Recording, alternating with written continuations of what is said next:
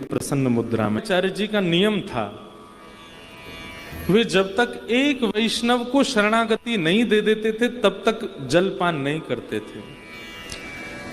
महाप्रभु जी के भाव में ऐसा वर्णन आता है, गोसाई श्री विठलनाथ जी के भाव में ऐसा वर्णन आता है कि वे नित्य एक वैष्णव को तो ठाकुर, मैं आपको पुनः कहूं, आपको हमने अपना नहीं बनाया है। आप ये मत सोचिए कि गुरुदेव दीक्षा देकर के अपना बनाते हैं। गुरुदेव दीक्षा देकर के ठाकुर जी का बनाते हैं, उनके योग्य बनाते हैं।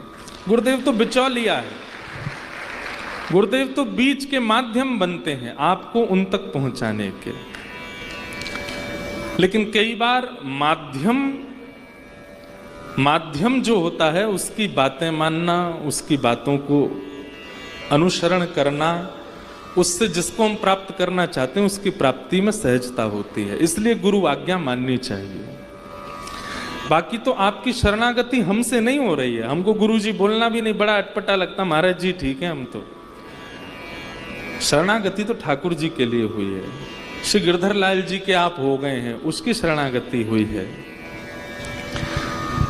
नृदेह माद्यम सुलभम सुदुर्लभम प्लवम सुकल्पम गुरुकर्णधारम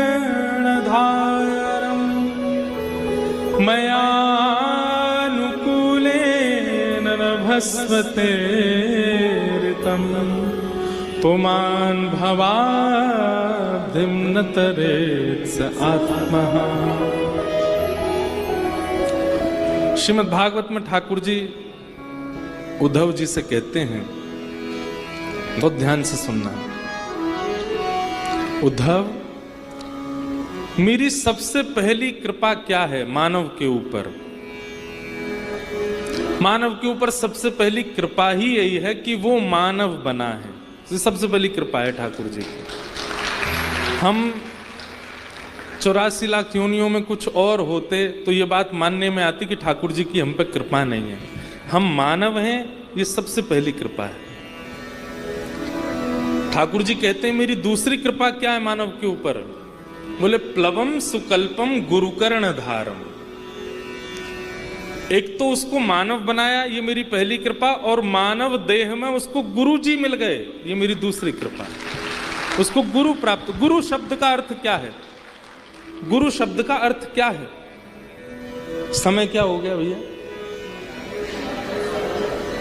4:15। आज एक